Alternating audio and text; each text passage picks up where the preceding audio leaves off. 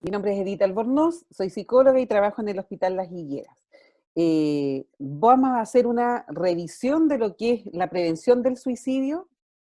Vamos a ir conociendo algunos datos epidemiológicos, vamos a ver los conceptos de suicidalidad, todo lo que son los factores de riesgo y factores protectores, algunos mitos y realidades sobre el suicidio, crisis suicida, la clasificación del riesgo, algunas señales de alerta y cómo podemos manejar la conducta suicida.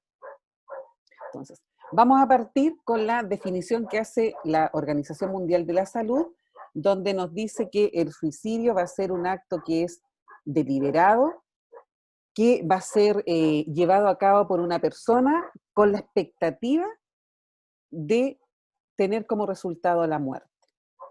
¿Ya?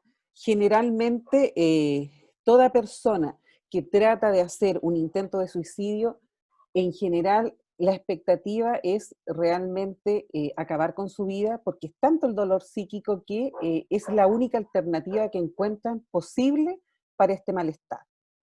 Cuando hablamos en general de suicidio, las cifras se han aumentado a lo largo del mundo.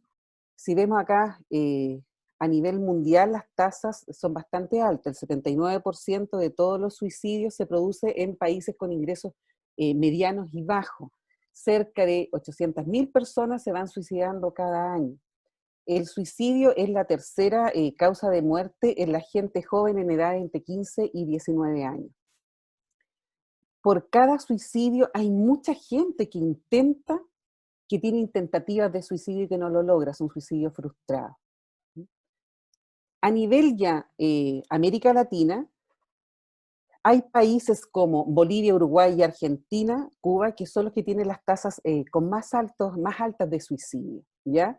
Y los países que tienen menos suicidio es Guatemala, Venezuela, Honduras, México.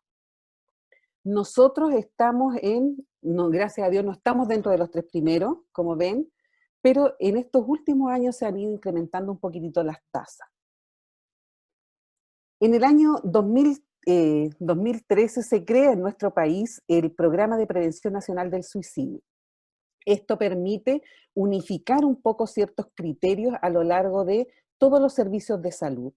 Y eso también implica que cada uno de los servicios deberían preocuparse de empezar a realizar dentro de la APS y también en secundaria todo lo que es la promoción, la prevención del suicidio y también el crear protocolos que estén adecuados a la propia realidad.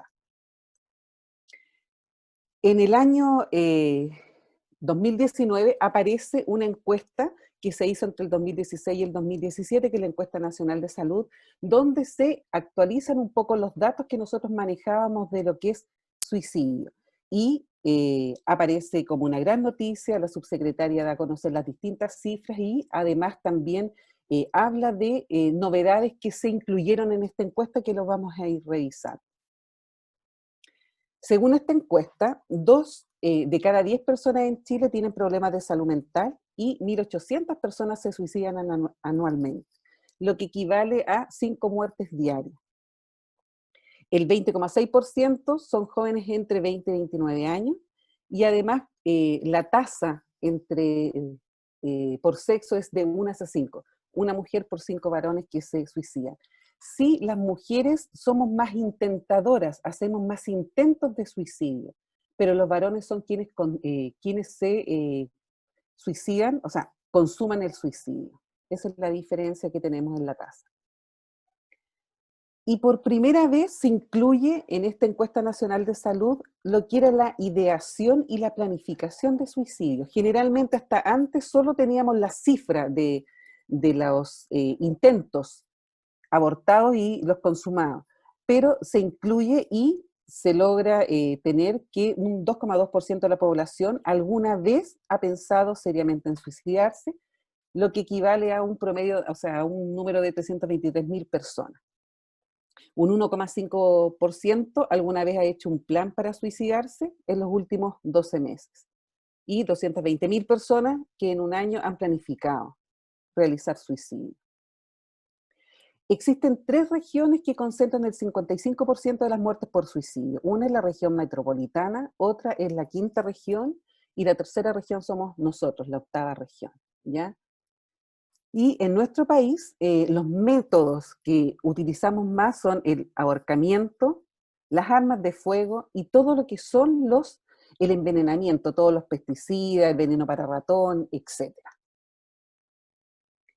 Y en el año 2019 aparece esta guía que es de recomendaciones para la prevención de la conducta suicida en establecimientos educacionales, la cual fue la unión tanto del Ministerio de Salud como del Ministerio de Educación para lograr crear una herramienta que le permita a los profesores el poder ir conociendo cuáles son las señales a las que tienen que preocuparse para poder prevenir los suicidios en los establecimientos educacionales, considerando que la época de los adolescentes tienen bastantes factores de riesgo muchas veces para cometer suicidio. Y también en el año 2019 se crea también esta guía práctica de salud mental y prevención de suicidio para estudiantes de educación superior. Los principales ejes que tiene esta guía es cuándo y dónde buscar ayuda en salud mental, cuáles son los mitos sobre el suicidio y cómo uno puede enfrentarlo, y cuáles son las señales de alerta que nosotros nos deberíamos preocupar como para prevenir el suicidio.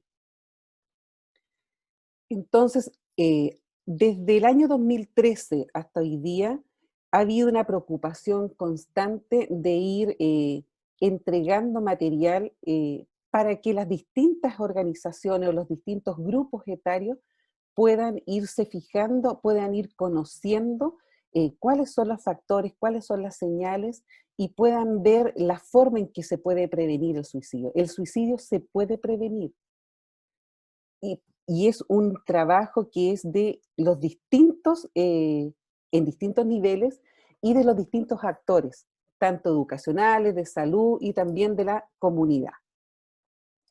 Ahora vamos a revisar un poquitito algunos conceptos y definiciones. Uno de los conceptos que aparece hoy día es el concepto de suicidalidad, ¿ya? Este es un concepto que abarca un continuo desde lo que es la ocurrencia, que es cuando yo puedo tener esta vaga idea, que no me estoy sintiendo bien, estoy cansada, he tenido muchos problemas y no tengo muchas ganas de seguir luchando, de seguir adelante.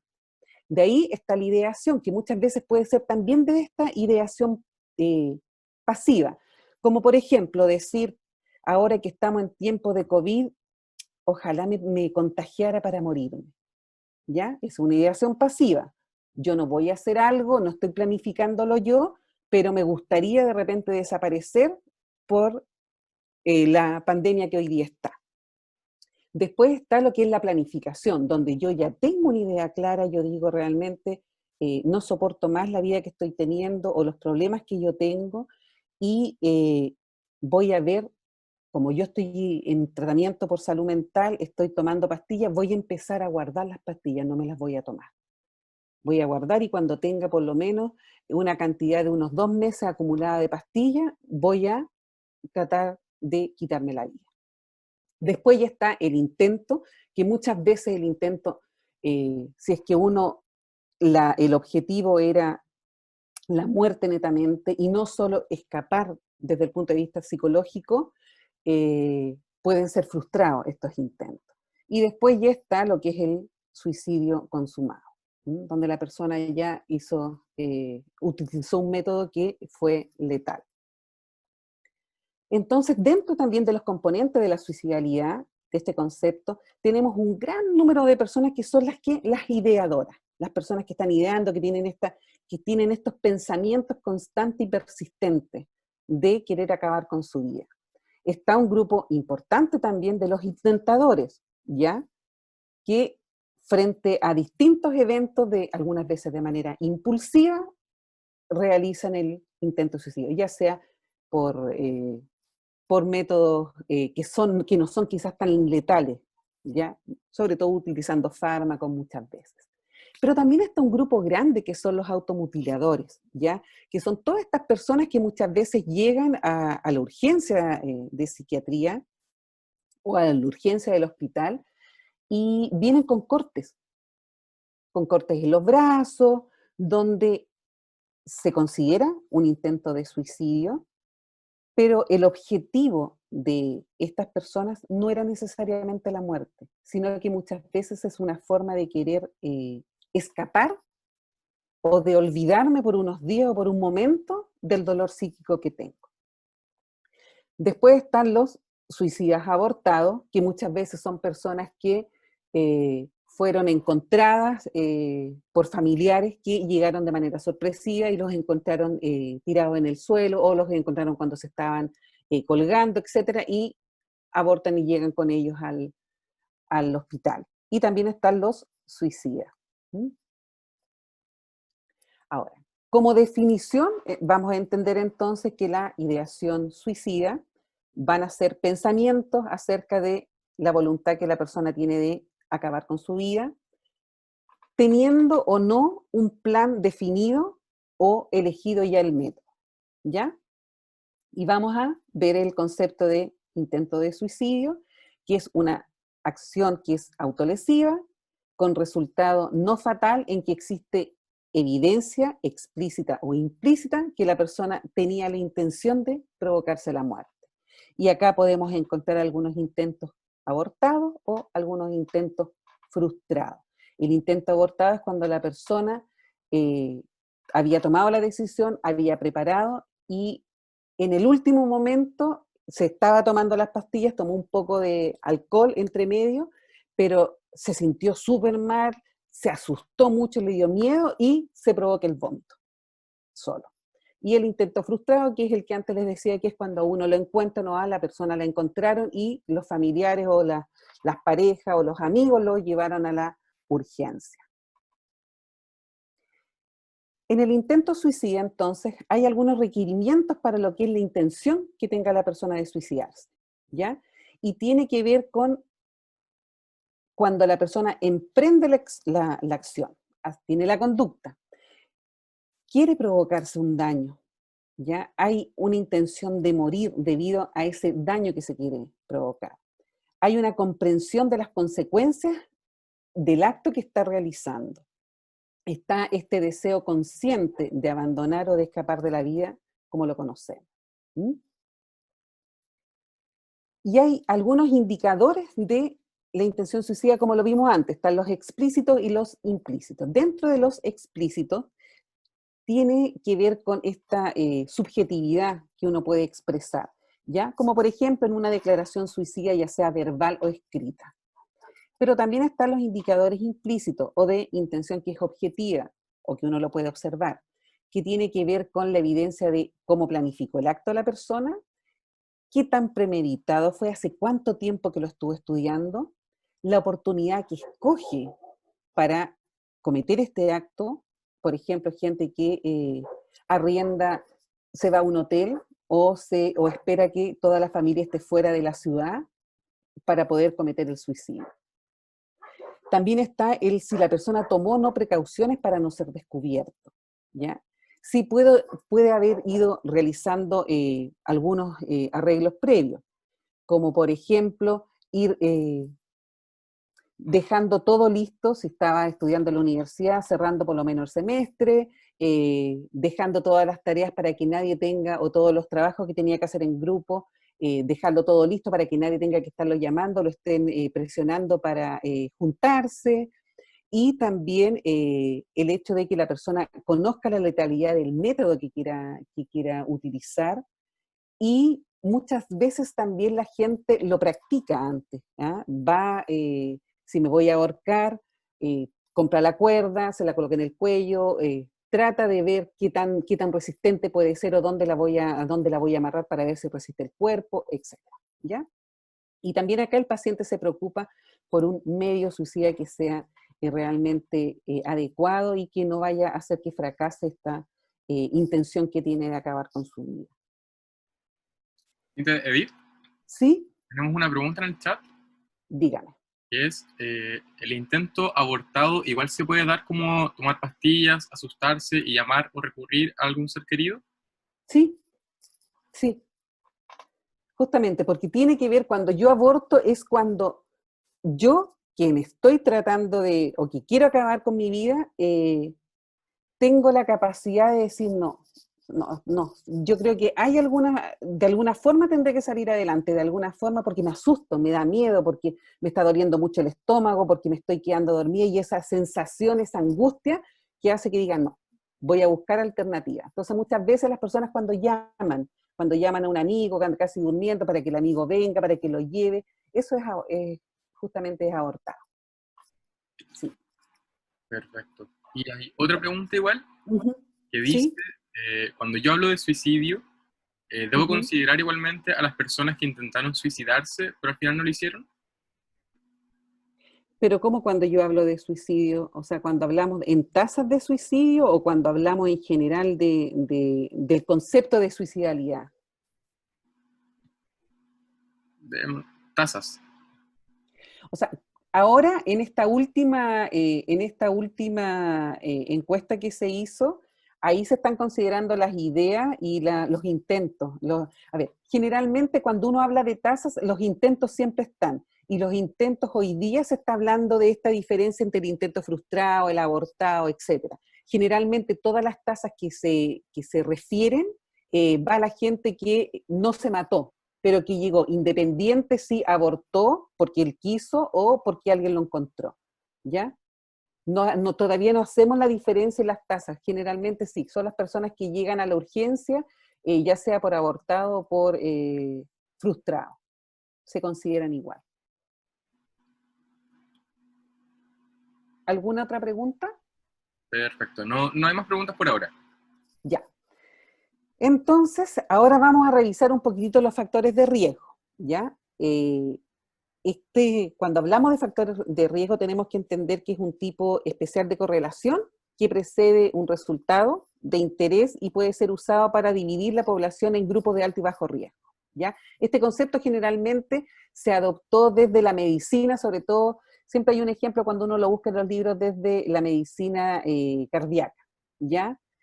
Ahí desde la cardiología se trae hacia salud mental este concepto de los factores de riesgo o los factores de vulnerabilidad. Eh, yo les traje acá para revisar este modelo, que es el modelo biopsicosocial de riesgo de suicidio. Este modelo es un paper, es un texto que es bastante reciente, es del año 2019. Acá los autores hacen una revisión súper completa que toma la pregunta que es, ¿cómo se pueden ordenar los factores de riesgo para que otorguen la respuesta de cuál de ellos interviene con mayor fuerza en el cuadro agudo de un paciente suicida? ¿Ya? Estos autores lo dividen los factores de riesgo en tres, como ustedes pueden ver, están los factores distales, los factores del desarrollo, los factores proximales, y además agregan todo lo que son los factores contextuales, el contexto en general. Entonces vamos a ir revisando cada uno de ellos.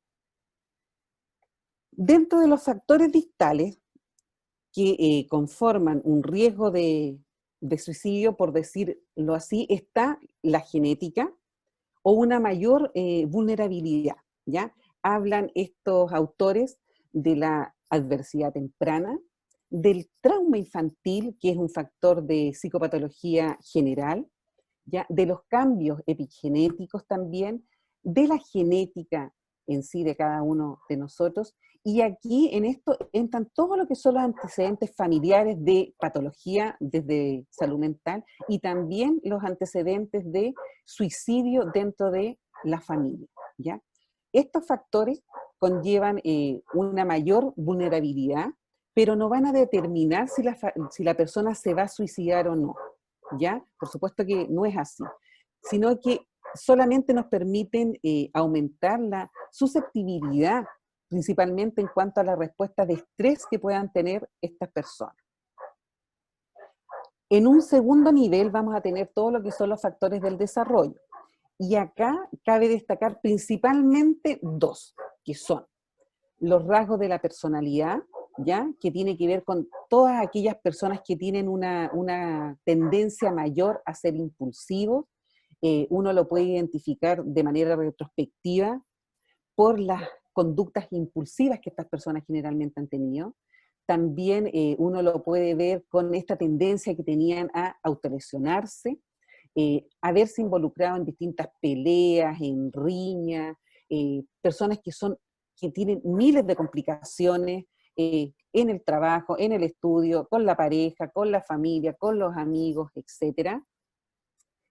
Personas que conducen en estado de ebriedad y eso les genera problemas legales, etcétera. Y otra parte también que es muy importante son las personas que tienen el abuso de sustancias, ¿ya? Personas que tienen abuso de sustancias, que ya tienen una dependencia, van a tener también todo este tipo de problemas de agresiones, de interrelaciones pésimas, etc. Y también la gente que puede tener algún tipo de déficit cognitivo. Todos estos factores, en general los autores dijeron, ya, estamos ok. Entonces, las personas que tienen este riesgo o esta susceptibilidad pueden estar modulando para que este riesgo se haga aún más intenso en la vida adulta y aumente esta vulnerabilidad que ellos tienen para el estrés, ¿ya? Entonces ahí queda la duda. Entonces vamos a ir avanzando hacia la tercera área ya, que es todo lo que son los factores ya proximales. Estos factores, los proximales, son los que podrían tener mayor interés desde el punto de vista de la clínica, porque estos factores en el fondo vienen a ver que una persona que ya tiene cierta vulnerabilidad, le van a aumentar el riesgo de una manera aguda y pueden llevar a que esta persona en particular sí haga un intento de suicidio en ese momento, ¿ya? Acá es donde nosotros tenemos que tener mayor atención para que podamos actuar, sobre todo la gente, ustedes que son clínicos, actuar y poder identificar cuáles son los factores de riesgo inminentes, y esto es lo que nosotros hablamos generalmente cuando más adelante veamos lo que es la crisis suicida, ¿ya? Entonces, estos factores son los que el clínico tiene que preocuparse para cuando le llega un paciente que hizo intento de suicidio, o cuando en la consulta ustedes tienen una persona que uno podría ver por su historia que tiene muchos factores de riesgo, y además la actitud que tiene a uno le llama la atención y siente que esta persona podría estar pensando en realizar un suicidio. Estos autores entonces dividen en dos grupos ya estos factores proximales. Vamos a tener un grupo que es el grupo de donde se aumenta de manera brusca todo lo que es el diestrés, ¿ya? Y acá vamos a considerar todo lo que es el dolor psíquico, como por ejemplo, o sea, el dolor psíquico incluyó también el dolor físico, como por ejemplo, una persona que está con un lumbago crónico, una persona que está con un cáncer, una persona que está con una depresión, con un cuadro depresivo, el cual se supone que duraría unas semanas o meses, ¿cierto? Una persona que está empezando ahora en este último tiempo con todo lo del COVID, con crisis de pánico, y que cada vez están aumentando más estas crisis de pánico, están siendo mucho más frecuentes y con mayor dolor físico y también dolor psíquico. O personas que están con trastornos del sueño, como el insomnio. Imagínense una persona que lleva 3 días que no puede dormir. El dolor, el malestar es bastante intenso, y estos factores entonces podrían aumentar este dolor psíquico y por lo tanto podrían aumentar en esta persona el riesgo de suicidio, ¿ya? Si a esto nosotros le sumamos el segundo grupo, que son aquellos que disminuyen la capacidad de control que tenemos. ¿Qué quiere decir? Esa capacidad que todos nosotros tenemos de poder regularnos, de poder controlarnos, de buscar ayuda cuando sentimos que lo necesitamos, que tenemos para buscar alternativas para distraernos. Si este freno también se ve cortado, tenemos más riesgo aún de tener una crisis suicida, ¿ya? ¿Qué factores pueden disminuir este freno o este control? Uno de ellos es el consumo de alcohol o de drogas, ¿ya? Es sabido que el consumo de alcohol tiene un componente bastante ligado a lo que es la impulsividad, disminuye la inhibición y puede llevar a conductas de riesgo, ¿ya? La historia de autolesiones también, o cuando nosotros estamos frente a algún cuadro psicótico, ¿ya? Ya sea por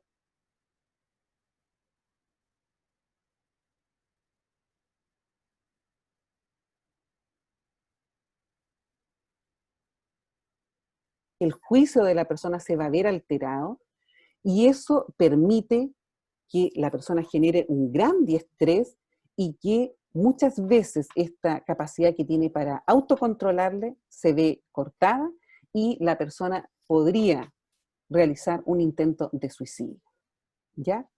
Entonces, en general estos factores son bastante graves y son los que nos pueden llevar a tener consecuencias bastante negativas. Y por último, estos autores también acá incluyen todo lo que son los factores contextuales, ¿ya? Yo creo que acá, de todos los que ustedes pueden leer, hay dos que son tremendamente importantes, ¿ya?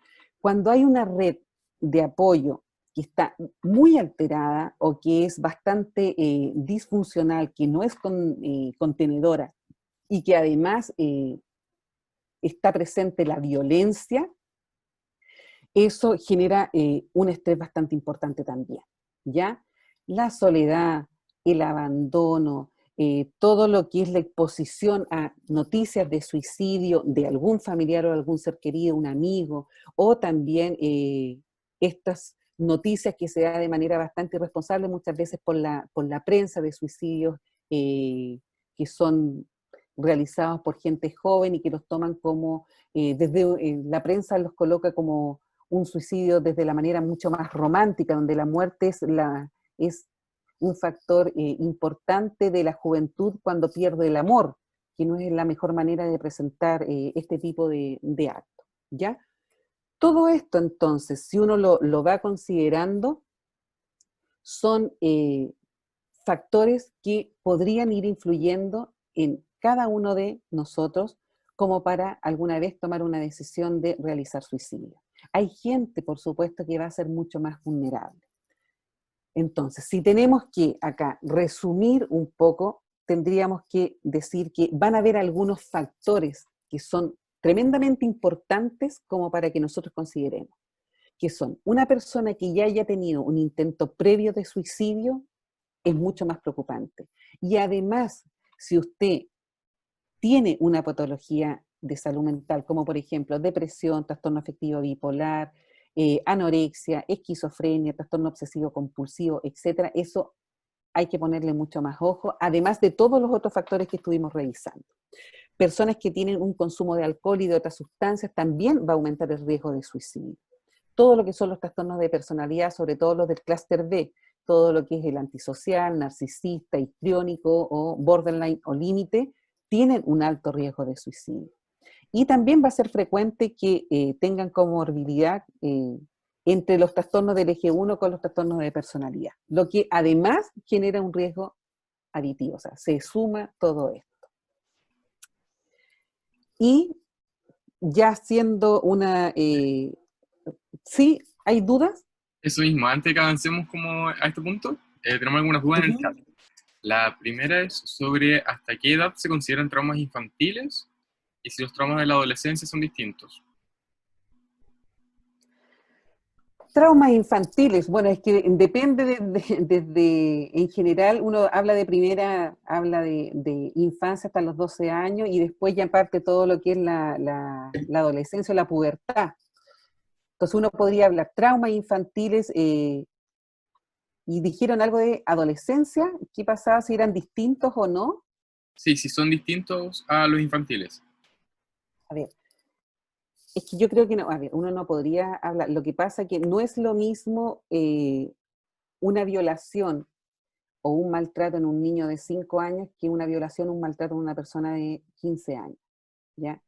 El dolor psíquico, la destrucción de lo que es la inocencia que uno pueda tener o la sensación de estar desamparado, eh, la forma en que se procesa va a ser diferente, por supuesto. No podríamos, o sea, yo no les podría realmente decir si es más importante cuando pasó, cuando era chico o cuando es adulto, porque muchas veces cuando tú eres más niño no tienes la capacidad de procesar y algunas veces bloqueas, olvidas, reprimes y después vas desarrollando a lo largo del tiempo comportamientos que no son los adecuados y indagando después la historia, uno va viendo que esa persona sufrió abuso o sufrió maltrato y eso fue lo que, de una u otra manera, utilizó mecanismos de defensa mucho más bajos que hicieron que se reprimiera y más adelante empezó a salir de manera inconsciente todo. A diferencia de la gente que ya tiene mayor capacidad, que tiene una forma de el pensamiento, tiene la capacidad de ver consecuencias y de proyectarse y de ver cómo esto le puede afectar, sobre todo cuando son adolescentes. El dolor psíquico siempre debe estar. Una persona que ha sufrido violencia, que ha sufrido maltrato, que tiene negligencia, que ha sufrido negligencia desde el punto de vista de los padres, de la familia, la forma en que vaya construyendo su propia identidad, la forma en que vaya construyendo la mirada que tiene de sí misma y cómo los otros lo ven, que tiene que ver con la autoestima también, va a estar dañada. Y eso se va a sumar a cuáles son los factores personales que tiene, cuál es el temperamento que tiene esa persona también, cuáles son eh, justamente el temperamento, cuál es la raíz de su propia yo, o de su identidad, que sumado a todas estas otras cosas van a afectar en la respuesta que la persona tenga. Hay personas que van a tener mayor resiliencia, que van a tener mayor capacidad de sobreponerse a mucha adversidad, ¿ya? Pero es tan importante cuando una persona sufre abuso o maltrato o algún trauma cuando niño que cuando adulto, ¿ya? Lo ideal es que cuando son niños quizás hay más tiempo para ir trabajando de una manera, para ir modificando de a poco la forma en que este chico vaya enfrentándose o esta persona vaya enfrentándose a la realidad que le tocó vivir, que cuando una persona ya es más adulta o es adolescente y aparte de ese trauma que le genera en la adolescencia, ya venía con otros problemas, ya sea de negligencia, de un apego inseguro con la familia, de tener malas experiencias quizás con relaciones interpersonales o de pareja, etc. Eso. ¿Otra Perfecto. pregunta? Sí, la siguiente dice, si la guía de recomendaciones para la prevención de la conducta suicida en establecimientos educacionales Ujú. contempla un protocolo para intentos de suicidio ocurridos durante la jornada escolar, o si cada establecimiento tiene que tener su propio protocolo. A ver, lo que dice esa guía es que, a ver, mantiene, sí tiene una forma como un protocolo general, pero también lo que instan a que cada establecimiento puede ir creando sus propios protocolos de actuación, considerando cuál es la red de salud que tienen y cuál es el entorno de la comunidad. Sí, esa guía es bastante buena porque te permite que tú vayas identificando las ideas y cuando hay un intento te dice cómo debería trabajar la comunidad, cómo se debería trabajar con los padres y cómo se debería después trabajar con el establecimiento en sí completo para realizar la prevención del intento suicidio o del suicidio si es que hay suicidio consumado. Entonces es una guía que es casi va con manzanita diciéndote, usted debería preguntar de esta manera, fíjese en esto, haga esto otro, y también insta a que cada uno de los establecimientos vaya formando como líderes, gente, alumnos que sean reconocidos dentro de sus pares y vaya formando como monitores. Eh, Alumnos que sean monitores y que vayan preocupándose de ir formando eh, en prevención de suicidio y promocionando también, haciendo la promoción y la prevención de lo que es suicidio. Entonces, sí, es súper clarita, tiene un protocolo general, pero también te permite y te insta a que cada uno de los establecimientos cree sus propios protocolos. Siempre hay uno que es como el base, que todos los establecimientos lo deberían manejar. Y sumado, aparte tiene que estar el que usted cree como establecimiento. Perfecto. La siguiente pregunta, ¿Alguna otra duda o pregunta? y hay otra más, otras dos. Una dice, si hablar del Ujú, suicidio con alguien que se encuentra en el sí, proceso de ideación o planear el suicidio es contraproducente o puede terminar siendo mejor. ya. Ese es uno de los mitos, que lo vamos a ver más adelante, pero igual lo digo ahora. Ese es un mito que está muy generalizado. No, fíjese que si usted tiene una persona que está con una ideación, lo ideal es que usted hable directamente y le pregunte, ¿tú has pensado en suicidarte? ¿De qué manera lo has hecho? ¿Has buscado métodos? Porque uno necesita saber si esa persona tiene solo la idea o ya tiene la planificación. Porque si tiene la planificación es más grave. Y muchas veces cuando la persona tiene la idea, el hecho de sentirse acompañado, de sentir que hay un otro que me esté escuchando y que quizás me puede dar una mirada distinta, muchas veces las personas eh, logran tomar conciencia y abortar la idea, porque ven que realmente pueden hacer una autocrítica y decir, no, pues realmente yo tengo esto, tengo una familia, tengo amigos, no, tendría que buscar otra alternativa. Entonces, no, no es contraproducente, es una de las cosas que uno les pide y que uno les enseña. Generalmente cuando uno hace estas charlas de prevención es que siempre uno tiene que hablar de manera directa. Y generalmente ustedes, después cuando sean clínicos, cuando tengan, no sé, personas que tienen cáncer o que tienen dolor, fibromialgia o que tienen alguna patología de salud mental, uno generalmente debería estar de manera periódica revisando la ideación. Porque si hay ideación y uno logra hablarlo, el paciente lo más probable o la persona va a cambiar la idea y va a buscar alternativas. Así que se debe hablar siempre. ¿La otra pregunta? Sí, ahora llegó otra más, pero la pregunta dice, pregunta sobre el concepto de la palabra que se había mencionado, distrés. ¿Ya? Em, es solo eso, dice que no entiende si la O sea, palabra... generalmente, Pues, bueno, uno escribe diestrés, pero es el estrés. Tiene que ver con el estrés que te genera estos distintos factores, que te generan este estrés, esta sensación de malestar, que no es solo un malestar físico, sino que es más psíquico también, ¿ya? Malestar tanto físico como psíquico, y que genera el que uno muchas veces se movilice y encuentre, si además tiene los otros factores, encuentre como alternativa el acabar con su vida. y la última pregunta que hay en el chat dice, Ujú. ¿cuál sería el papel de un psiquiatra en la intervención de los niños? ¿Cuál es el papel del psiquiatra? Sí. A ver, el papel, sobre todo de todas las personas que trabajamos en salud mental y sobre todo el papel de un psiquiatra sobre todo con infantiles, es primero conocer si es que el chico tiene algún tipo de vulneración dentro de sus derechos, así este chico está sufriendo abuso por parte de los padres, o hay violencia, o está teniendo algún problema escolar. Este niño tiene algún tipo de patología psiquiátrica que lo haga más vulnerable. Eh, en general, el psiquiatra lo que va a hacer es prevenir de acuerdo a los factores de riesgo que él encuentre en el chico, el que pueda haber conducta suicida, ¿ya? Y eso, ¿cómo lo hace el psiquiatra? Generalmente los controles con una muy buena entrevista y cuando, sobre todo también cuando ya hay antecedentes, ya sea familiares, en la familia de algún tipo de suicida, o si el chico antes ha expresado, el psiquiatra lo que va haciendo es ubicando cuáles son los factores de riesgo y previniendo.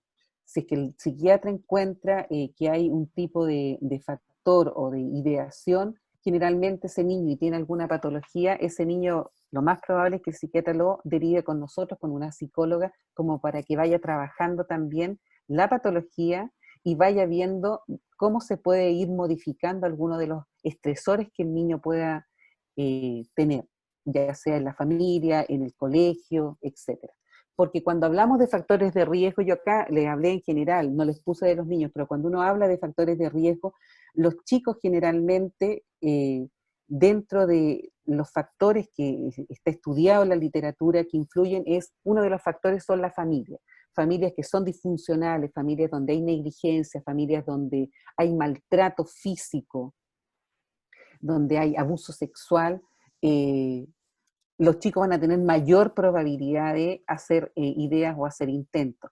El contexto social también es bastante importante en los chiquititos, sobre todo lo que está asociado al nivel escolar.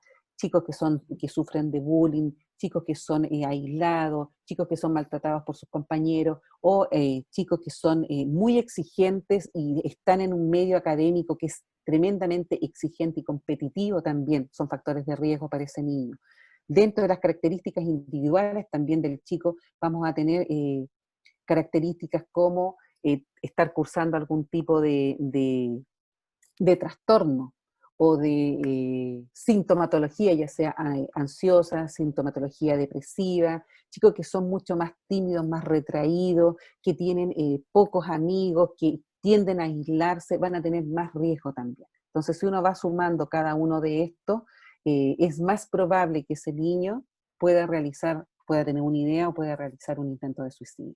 Entonces, el psiquiatra lo que busca es pesquisar eso para poder prevenir. ¿Ya? Entonces el psiquiatra hace esa pega, y también no necesariamente el psiquiatra, también muchas veces lo hacen las matronas en el control de niños sanos, o la misma psicóloga del Chile Crece Contigo, cuando va viendo a los chicos, los va acompañando, ahora que es hasta más adelante, hasta los 9 años, eh, o también el pediatra.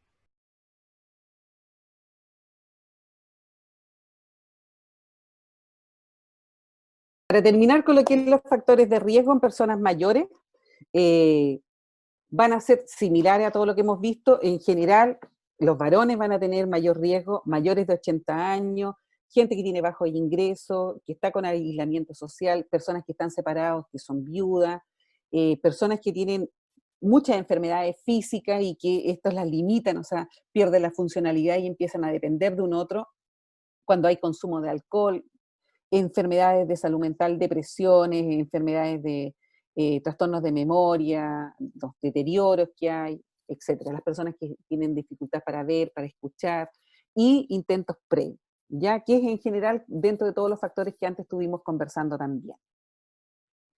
Y también van a haber factores protectores que nosotros nos vamos a tener que preocupar, como por ejemplo la gente o sea, que vamos a tener que preocupar de conocerlos para poder considerarnos y aferrarnos a ellos para que nos permitan eh, tener una cierta base con la cual nosotros podemos trabajar. Las personas que tienen un estilo de vida saludable, las personas que tienen una buena higiene del sueño, que tienen un soporte social, apoyo familiar, que tienen una flexibilidad cognitiva, o sea, personas que tienen la capacidad de adaptarse a las distintas circunstancias, ¿ya? A diferencia de, como vimos antes, como factor de riesgo el tener algún tipo de patología, como el trastorno obsesivo compulsivo, donde la gente es tremendamente rígida, y eso hace que le cueste adaptarse o modificar frente a distintas situaciones. Y también uno de los factores protectores es la espiritualidad, ¿ya? No necesariamente la religión, sino que el concepto de espiritualidad que va mucho más allá. ¿Mm? Eso. Y dentro de todo lo que son las ideas o todo lo que se habla de suicidio, existen estos mitos y realidades en torno al suicidio. Son un montón. Yo elegí algunos solamente. ¿Ya? ¿Qué es lo que antes me preguntaron? ¿No hay que hablarle sobre el suicidio porque podría ponerle la idea en la cabeza? No. Y acá es lo que uno dice, si una persona se quiere suicidar, la idea ya está ahí, necesita hablar de ello. Es importante que uno hable de qué es lo que le está pasando a esta persona, ¿ya? Si no se quiere suicidar, hablar sobre el suicidio no le va a hacer ningún daño, ¿ya? Otro mito es, ¿y si digo algo incorrecto, podría dañar nuestra relación? Mostrarle a una persona que a usted le importa no va a dañar ningún tipo de relación, al contrario, ¿ya? Hablar puede ser el primer paso para que usted lo ayude a esa persona a que vea una solución y que pueda tomar una decisión mucho más acertada, que le provoque menos daño en un futuro. ¿Solamente especialistas pueden ayudar a una persona con intención de suicidarse? No. Todos nosotros podemos ayudar a una persona, podemos prevenir un intento de suicidio. La mayoría de las personas con ideas suicidas son bastante sinceras y si usted le pregunta, se van a sentir aliviados y van a entender que hay un otro que se preocupa por mí, que me puede acompañar. ¿Ya?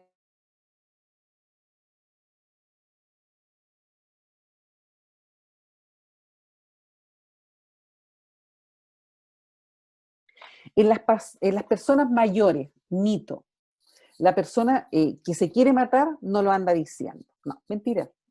Eso es un mito, no es una realidad, porque 8 de cada 10 personas se suicidan. Y lo han expresado claramente, la gente va dando señales, que de ahí las vamos a ir viendo, cuáles son las señales que nosotros nos tenemos que preocupar. Hablar o preguntar sobre suicidio le mete la idea, ya lo vimos que no. Esta sensación de tristeza, de esta desesperanza, puede disminuir si la persona se siente escuchada, sobre todo cuando son adultos mayores, que muchas veces están en una casa o están en un hogar prácticamente abandonados y esa sensación de no tener esperanza, de estar abandonado, sobre todo el abandono, esa soledad es lo que ayuda a que la gente vaya teniendo estas ideas. Lo mismo, solo los psiquiatras o los psicólogos pueden haber, no, cualquier persona puede ayudar y puede trabajar previniendo o acompañando a una persona que está con una crisis suicida. Y cuando una persona se quiere suicidar, nada ni nadie lo detendrá. No, la mayoría comunica la posibilidad con intención de recibir ayuda, ¿ya? La mayoría de la gente va anunciándolo de manera directa o indirecta, y es porque todos los seres humanos tenemos este instinto de vivir, queremos sobrevivir. ¿M?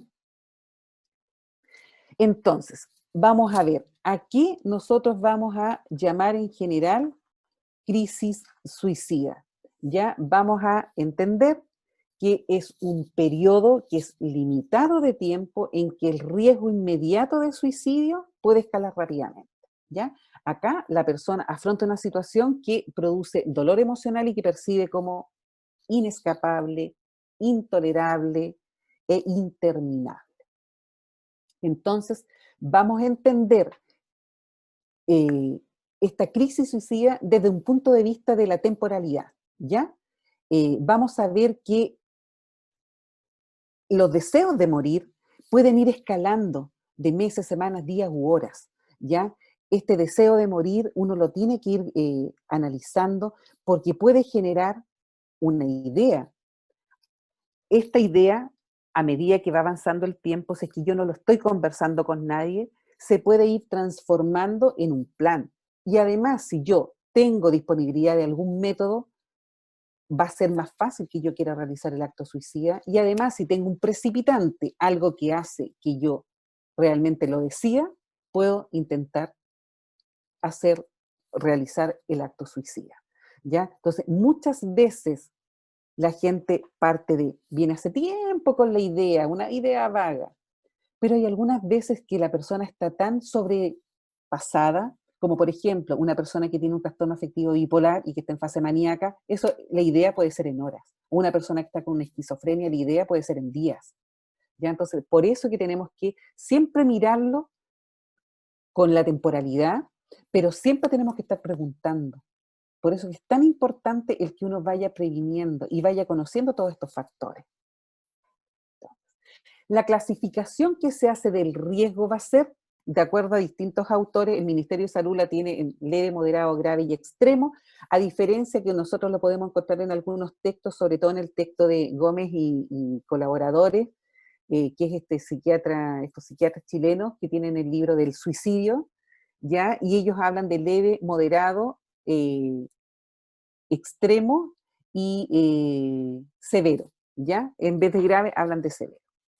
Y en general, cuando nosotros estamos hablando de un riesgo leve, vamos a entender que la persona ha tenido algunos pensamientos de muerte, como por ejemplo, no puedo seguir adelante, desearía estar muerto, pero no tiene ningún plan, ¿ya? La persona acá es capaz de rectificar su conducta y se puede hacer una autocrítica, ¿ya? Esta persona, esta idea es de frecuencia, de intensidad y de duración bastante bajo, ¿ya? No existe realmente una intención suicida. Ya acá usted debe evaluar seriamente la suicidalidad, monitoreando la idea suicida. En el segundo nivel, que es el riesgo moderado, las ideas suicidas son mucho más intensas, son más frecuentes y son más persistentes, ¿ya? La desesperanza acá es moderada. La persona tiene estos pensamientos, tiene planes, pero no son inmediatos. Puede tener posibles antecedentes e intentos previos, que eso es un riesgo adicional y que es bastante importante también. Puede haber más de un factor de riesgo sin tener un plan claro. La persona puede tener estos planes que son como vagos,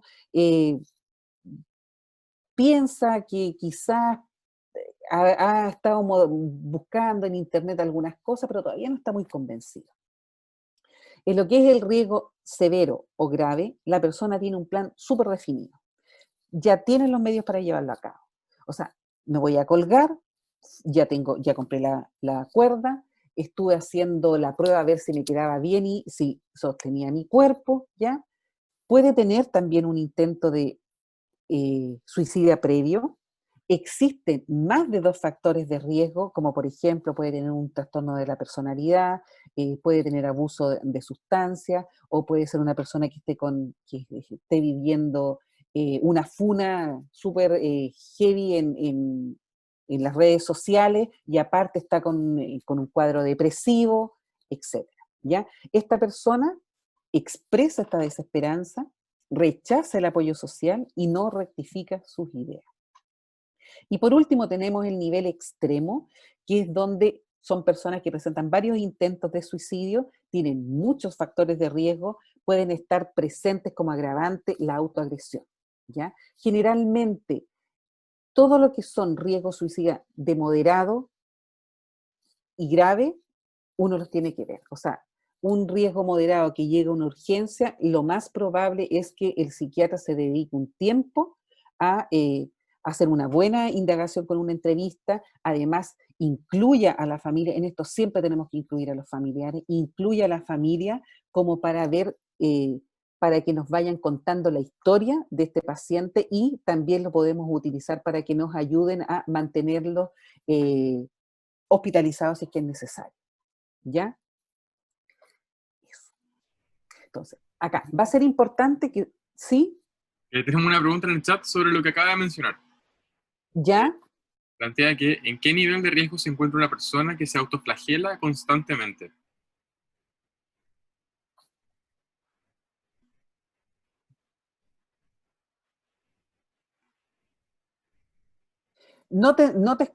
Se me entrecorta, no te logré entender. Oh, perdón. ¿En qué nivel de riesgo se encuentra una persona que se ¿Ya? autoflagela constantemente? Que se autoflagela. Por autoflagelo quiere decir que se vive haciendo cortes. ¿Eso? Sí, ¿Sería eso? Ya. Estaría generalmente, ahí habría que indar en riesgo moderado, de moderado para arriba. Ya, moderado, por lo menos moderado, porque es una persona que está con una idea, ya que, ¿cómo se llama? Ha logrado hacer unos síntomas, trata de tener un control, pero en general está de una u otra manera autolesionándose, ¿ya? Ahora, habría que en eso ver bien cuál es el objetivo que tiene esa autolesión. Si el objetivo que la persona tiene es utilizarlo para descargar angustia, no es lo mismo que voy a tratar de cortarme para desangrarme y matarme. O dos aparte, si yo voy a tratar de cortarme, voy a tomar pastillas, voy a tomar alcohol, eso ya va aumentando, eso ya es un riesgo, un riesgo ya severo, ¿ya? Pero en este caso, vuelvo a insistir, hay gente, como hay alguna de las patologías, como es el trastorno borderline, que las personas utilizan mucho la autolesión, se cortan mucho, pero el objetivo no es el suicidio, el objetivo es descargar el nivel de angustia y de ansiedad. Entonces, ahí hay que hacer esa diferencia, ¿ya?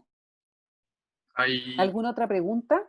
sí, hay otra pregunta en el chat que dice, ¿qué pasa en el caso de aquellos que cometieron suicidio? O sea, lo ¿Ya? planificaron, lo realizaron y lograron encontrarlos a tiempo, ya sea sus amigos u otra persona.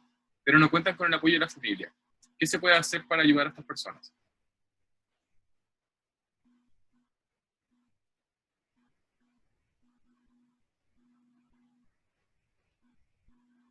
Bueno, generalmente si esa persona lo encontraron, llegó a la urgencia, lo más probable es que esa persona quede hospitalizada, porque fue un intento, ¿ya?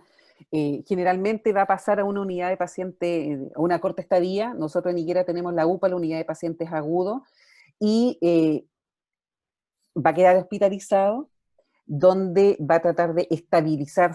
El objetivo va a ser de la hospitalización el estabilizarlo. Si no tiene una buena red, una buena familia, un contexto familiar de apoyo, lo más probable que la asistente social y la psicóloga que lo van a tratar, eh, busque, busque redes. Debe, puede que tenga un amigo, puede que tenga algún compañero, o puede que alguna vecina, depende de la edad que tenga la persona, puede que alguna vecina sea confiable, puede que esta persona pertenezca a algún grupo o que tenga alguna religión. O sea, el trabajo ahí es buscar apoyo para esta persona.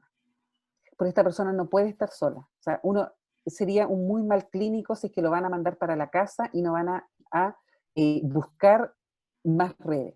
Generalmente cuando ocurre eso y cuando el paciente es dado de alta, se avisa al referente de suicidio, por lo menos en Talcahuano se hace así, al referente de suicidio de sus spam, si es que se atienden spam, o si es que se atienden en el hospital, a mí me van a avisar y yo tengo que buscar las formas de contactar a ese paciente, empezar a atenderlo de manera más frecuente y buscar algunas alternativas de redes de apoyo, ¿ya?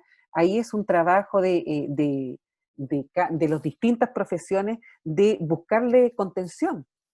Y si no, eh, tratar de monitorearlo, estarlo monitoreando constantemente, ya sea uno, desde nosotros desde salud, hacernos cargo y monitorear ya sea por WhatsApp, por llamada, por videollamada. Bueno, hoy día todo eso, porque no se puede hacer tantas visitas a domicilio en persona, etcétera.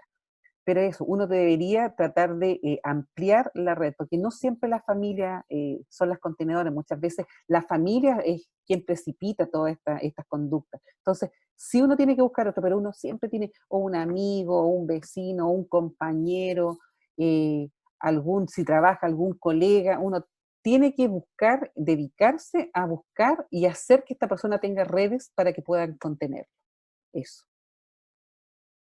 ¿Alguna otra pregunta? No hay más preguntas en el chat por ahora. Ya, ya. Entonces, acá va a ser importante que usted confíe en su intuición. Si percibe o ve algo que no anda bien en la persona, es importante que pueda hablar de ello. Decir algo es mucho más seguro que no decir nada, ¿ya? Y decir la palabra suicidio no va a hacer que la persona se suicide. Entonces, va a ser súper importante que usted identifique las señales de alerta. Recuerde que la mayoría de las personas da indicios directos o indirectos de cuál es su intención suicida. Como por ejemplo, vamos a tener algunas señales de alerta directa, como busca modos para matarse, búsqueda en internet. Ahí le colocamos, eso me lo hizo la Javierita, dosis letal de paracetamol, ¿ya? La persona empieza a buscar en internet, por páginas, redes sociales, blog, intenta acceder a armas de fuego, a pastillas u otros medios que son letales. Planifica o prepara el suicidio, el lugar, el medio, etc. Otra de las señales directas es habla o escribe sobre deseo de morir, herirse o matarse, o amenaza con herirse o con matarse. Hay sentimientos de desesperación o de no tener razones para vivir. Está esta sensación de sentirse atrapado, bloqueado, sufrir un dolor que no puede soportar. Ser una carga para otros, para la familia, para los amigos. Sobre todo esto se ve en los adultos mayores, no quieren ser una carga. O el responsable de que todo lo malo que le sucede a la familia es por culpa de ellos. ¿Ya? También hay señales directos como realizar actos de despedida, enviar carta o mensaje por redes sociales, dejar regalo, hablar como si ya no fuera a estar más presente, como por ejemplo, no, yo, no sé, en un mes más vamos para el 18, vamos a hacer una junta, qué sé yo, no, puede que yo ya no esté en esa fecha porque no estoy bien, etcétera. O lo que aparece ahí, hola, a veces me pregunto si me van a extrañar si desaparezco. Todos esos mensajes que son como extraños, la gente los va dejando.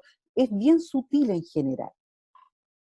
Y también hay algunos que son indirectos, como por ejemplo la gente que se empieza alejar de los amigos, de las redes sociales, de la familia, tiene esta sensación o uno lo percibe de mucha soledad, deja de participar en todo, personas que se están estudiando, bajan el rendimiento académico, dejan de interactuar con los otros, ya no conversan mucho, empiezan a aumentar el consumo de alcohol o de otras drogas, uno puede notar que hay un cambio en su estado de ánimo, en su carácter, en la conducta, muchas veces se muestran mucho más inestables emocionalmente, están más nerviosos, están más inquietos.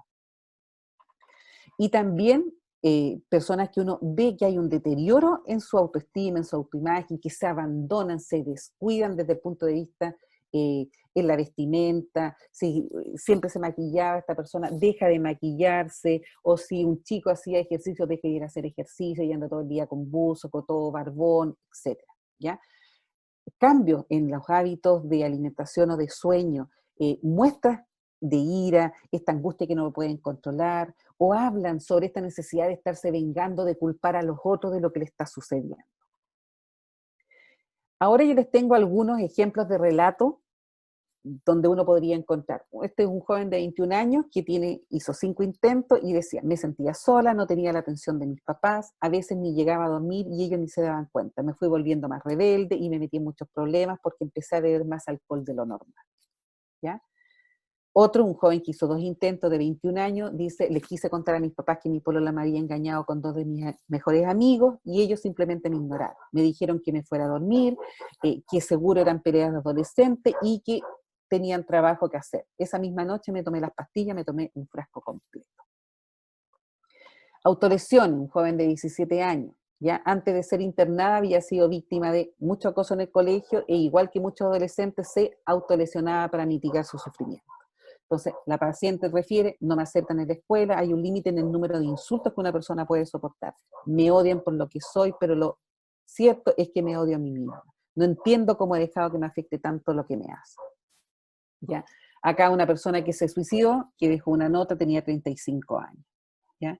Y también esta es una carta de un joven gay que es bastante, yo esta siempre la pongo en otras charlas que he dado, que es una carta de un joven que se despide de los padres y que les relata que el hecho de tener una orientación sexual eh, en una familia, por lo visto, bastante machista, hace que el chico tome esta determinación, porque es la única forma de dejar de hacer sufrir a los padres y de ver que los padres logren unirse, porque desde que supieron que él era homosexual, los padres dejaron de dormir juntos, empezaron a pelear y empezaron a tener comportamientos bastante disfuncionales dentro de la familia.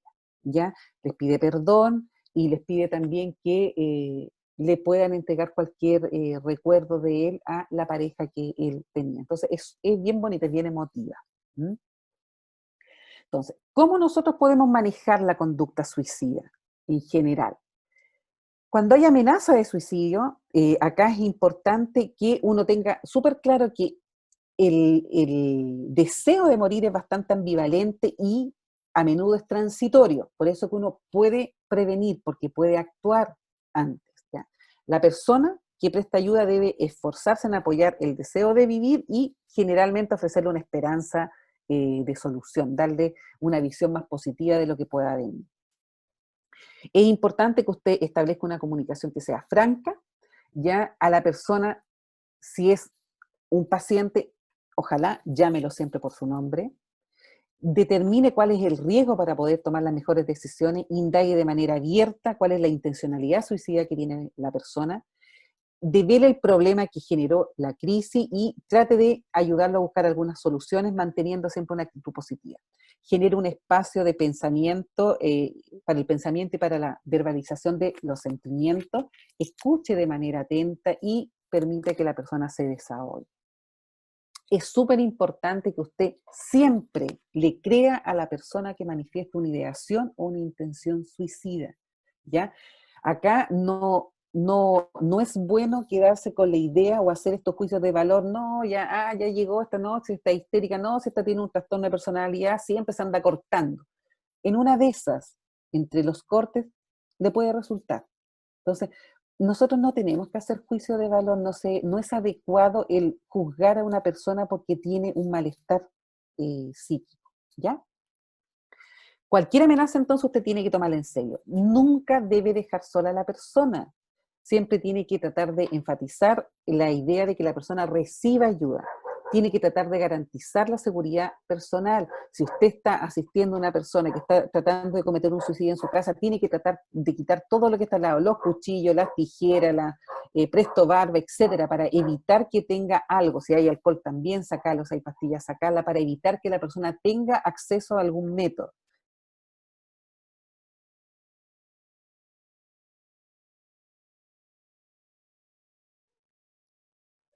Lo que yo les decía, o sea, tienen que tener presente que la inmensa mayoría de las personas que se suicidan siempre nos han dado algún aviso, ¿ya?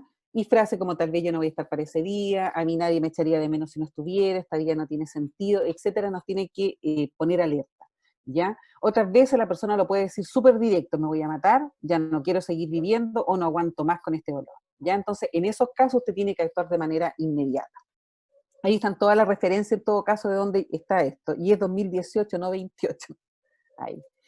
¿Cómo vamos a evaluar la idea suicida? En general, acá la ideación puede experimentarse en algunas personas como imágenes, nos pueden decir que se ven cayendo, o algunas como rumiaciones suicidas.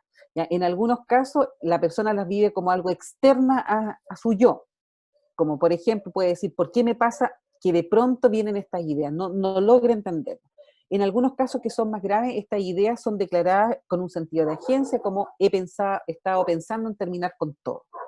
Y por otra parte también pueden ser de este tipo ya pasivo, dejar el tratamiento, ya dejarse atropellar, o activo, algunas veces el hecho de decir me voy a colgar. ¿Ya? Mucha gente se tiran del auto en movimiento, también como una forma de tener esta idea, lo piensan, de qué es lo que haría, ¿ya? Entonces, en general, los pensamientos suicidas pueden variar en su grado de concreción. Ya acá usted tiene que estar súper preparado para enfrentar la reticencia que tenga el paciente para ir revelando cuáles son los detalles. La existencia de estos planes debe ser explorada y es un indicador del grado de intención que tiene. ¿Y cuáles serían como preguntas apropiadas que ustedes podrían hacer? Es el cuándo piensa hacerlo, el cómo lo haría, el dónde. En algunos casos los pacientes han ido elaborando el suicidio durante algunas semanas o durante días, y es súper importante que si el paciente tiene un plan, es una señal súper grave, ¿ya? Y ahí usted tiene que ponerle más ojo, ¿ya? Tras la detección que usted hace de esta idea o de estos planes autodestructivos, usted tiene que empezar a ver cuál es la capacidad que tiene el paciente para realmente realizar este acto, ¿ya? ¿Cuál es la capacidad de autocontrol que tiene? Ya, si es que hay algunos factores en los cuales usted puede disuadir a este paciente. Ya, acá va a ser útil preguntar por cuál es el peor momento vivido, como por ejemplo, cuando estaba más cerca de intentar suicidarse, ¿qué pasó? ¿Por qué no lo realizó? Y para evaluar la propia capacidad de percepción que tiene la persona de su control, puede servir algunas preguntas como, por ejemplo, ¿qué haría si vuelve a sentir en estos días deseo de suicidarse? ¿Cree que lo podría evitar? ¿Cómo lo haría? Y también va a ser importante clarificar si junto a la idea existe la intención. Ambas pueden estar, de hecho, bastante disociadas algunas veces. A veces la persona puede decir, se me pasa la idea de matarme, pero pierda cuidado, es algo que yo nunca haría, ¿ya? Y acá usted tiene que valorar la actitud que tiene el paciente ante la exploración que usted está haciendo, puesto que cuando el paciente empieza a escamotear, ahí uno podría decir que el paciente tiene la idea y está tratando de a uno desviarlo de la entrevista que uno quiere hacer para tener los datos mucho más claros. Muchas veces entonces los pacientes han tenido mayor ideación que la que ellos reconocen. Y cuando usted los vuelve a entrevistar, aparece la elaboración, que es como el plan B, ¿ya? Por eso es que conviene que usted pregunte. Usted dice que se suicidaría lanzándose al tren. Y si una persona se lo impidiera, ¿qué haría usted? ¿Ya? Una pregunta también que puede brindar información que es muy útil y a menudo es sorprendente es, ¿cuál ha sido el momento en que ha estado más cerca de cometer el suicidio? Estas preguntas no son inventadas, estas preguntas están descritas en el libro de Gómez, de cómo uno debería entrevistar al suicidio, en el libro del suicidio. ¿Cómo usted debería evaluar los intentos de suicidio? Acá los intentos se definen como actos cuyo propósito, ¿cierto?, es provocarse la muerte y que las personas no alcanzaron ese objetivo. Son bastante heterogéneos en cuanto al método, puede ser violento o no violento, único, múltiple, a la letalidad, a la motivación y al propósito que la persona tenga. La evaluación de las tentativas entonces va a ser relevante, puesto que mientras más graves es peor el pronóstico que va a tener la persona. ¿Cuáles son indicadores de elevada intención suicida en el intento netamente? El intento fue cometido en una situación de aislamiento. Este intento fue cometido de tal forma que la intervención de tercero era improbable, o sea, fue por suerte que los familiares llegaron y lo encontraron. El paciente tomó todas las precauciones contra la intervención de los otros, preparó de manera muy detallada este intento, dejó una nota o una carta suicida, mantuvo esta intención durante mucho tiempo en secreto, fue premeditado el acto, tomó alcohol para facilitar la ejecución del intento. La presencia de al menos uno de ellas lleva a clarificar la intención como elevada. Frente a este intento realizado, usted tiene que preguntar si es que la persona está arrepentida o no. Y uno eso lo hace en la urgencia cuando llegan los intentos, uno le pregunta, y hay gente que está tremendamente enojada porque no le resultó. Y usted le pregunta, ¿y lo volvería a hacer? Y dice, sí, apenas salga voy a tratar de matar. Entonces, ahí es donde uno tiene que poner más ojo y tiene que buscar a la familia y buscar todo el apoyo necesario, ¿ya? Algunos pacientes se dan cuenta y rectifican y sienten que no lo volverían a hacer. Piensan que fue como una nueva oportunidad que tienen como para tratar de manejar su vida de una manera distinta, porque esto ha hecho de una u otra manera que la familia se una, que aparezcan gente que para ellos era importante, le brinden el apoyo, lo contengan, etc. ¿Ya? Y la persistencia de esta ideación, como les dije, es un intento de signo de bastante gravedad. En la entrevista clínica, entonces, usted va a buscar identificar todos estos factores que pueden ser precipitantes y factores de riesgo, y también ver cuáles son los factores protectores, ¿ya? Y siempre mirando desde el punto de vista lo más amplio, ¿ya? Desde el punto de vista social, desde el punto de vista somático, desde el punto de vista psíquico, psiquiátrico, etc. Entonces, para que usted pueda entrevistar, es muy importante que usted se entrene y que sea súper consciente de la angustia que le puede generar a usted mismo también el estar haciendo estas preguntas o entrevistando a estos pacientes. Y también cuánta angustia tiene el que está recibiendo. Entonces, acá lo ideal es que usted trate de ser lo más empático posible, que sí mantenga siempre la confidencialidad, que trate de ser cálido. Y el respeto es súper importante en el trato que usted tenga, ¿ya? Acá también va a ser importante evitar conductas de crítica o moralizantes que puedan fortalecer los sentimientos de culpa que pueda tener el paciente. Siempre uno tiene que tratar de estar atento y de hacer una escucha activa. ¿M?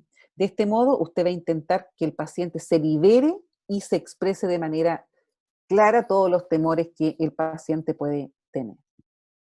Durante la entrevista, entonces, debemos facilitar que el paciente verbalice cuáles son sus ideas y los planes que tiene, identificar tanto los factores de riesgo como los protectores para que podamos tomar decisiones, garantizar siempre la seguridad inmediata del paciente y decidir cuál es el lugar más apropiado para su tratamiento, ¿ya? Realizar un diagnóstico clínico y establecer un plan de tratamiento. Cada vez que tengamos un paciente que hizo un intento de suicidio que es extremo, o que es severo, esos pacientes van a tener que quedar hospitalizados. Y algunas veces de manera forzada, ¿ya? Que son las hospitalizaciones administrativas, ¿ya? Se puede utilizar algunas veces las adperson que aparece en la guía del ministerio, pero generalmente, por lo menos los psiquiatras, prefieren hacer una muy buena entrevista clínica y no considerar este instrumento, ¿ya?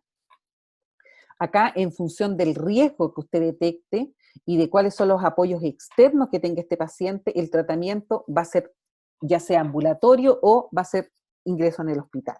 Usted va a derivar a un paciente a urgencia ante un intento que tiene consecuencias de lesiones o de riesgo médico, ¿cierto? En urgencias, habitualmente después de ser estabilizado, este paciente lo va a valorar un psiquiatra de turno o un equipo de salud mental, ya sea psiquiatría de enlace, ¿ya? Hoy día, por lo menos en Higuera, a partir del 1 de enero de este año, tenemos psiquiatras de urgencia 24/7. Todos los días hay un psiquiatra que está haciendo turnos de 24 horas.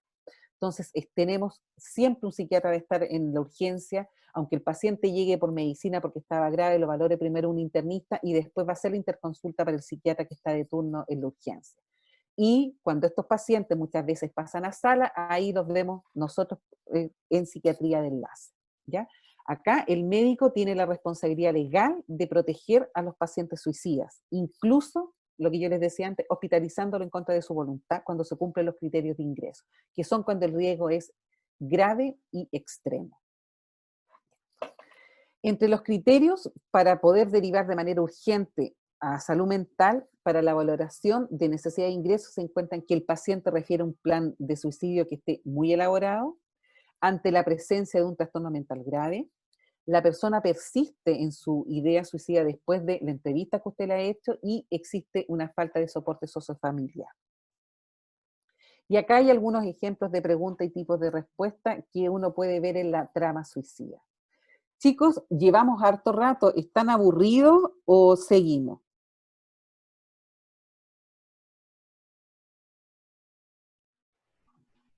Chicos, Hay personas que plantean que seguimos nomás. Sí, ¿sí? que sigan nomás. Igual hay Ya, preguntas en el chat, pero las vamos a dejar todas para el final para que pueda aprovechar de terminar la presentación. ya, porque total ya queda poquito, ya estamos terminando, y con todas las interrupciones habidas.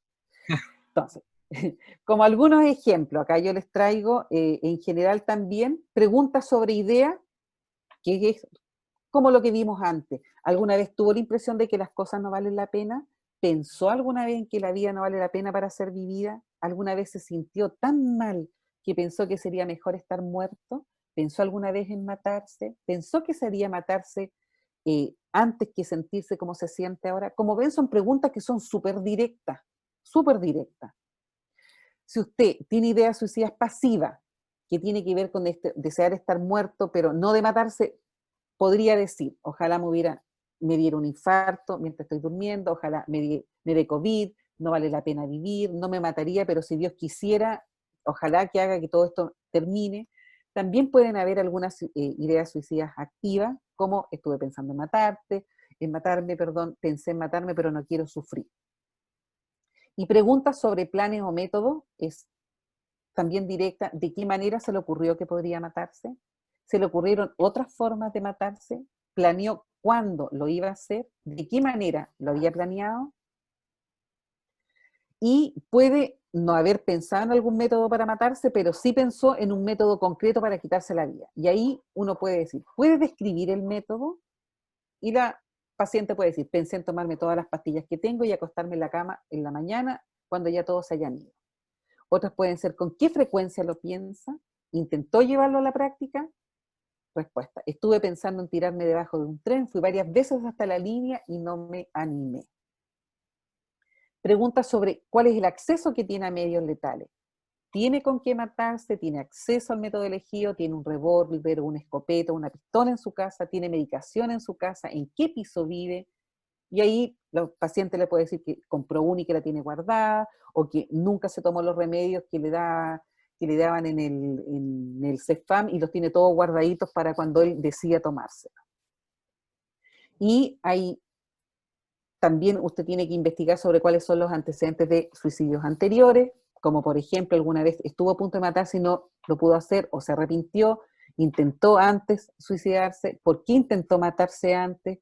Por las mismas razones que ahora, hubo cambios en el motivo por el que intentó matarse, y ahí el paciente le puede responder que hace 2 años, cuando murió su papá, intentó, y ahora usted sabe que hace 3 días murió la mamá, ¿ya? Y el paciente está muy agobiado. Entonces ahí uno tiene que poner ojo porque el paciente podría intentar nuevamente atentar contra su vida. Y ver también cuáles son las expectativas de futuro del paciente. ¿Cree que puede intentar matarse los días siguientes? ¿Por qué se quiere matar? ¿Qué motivos tiene para no matarse?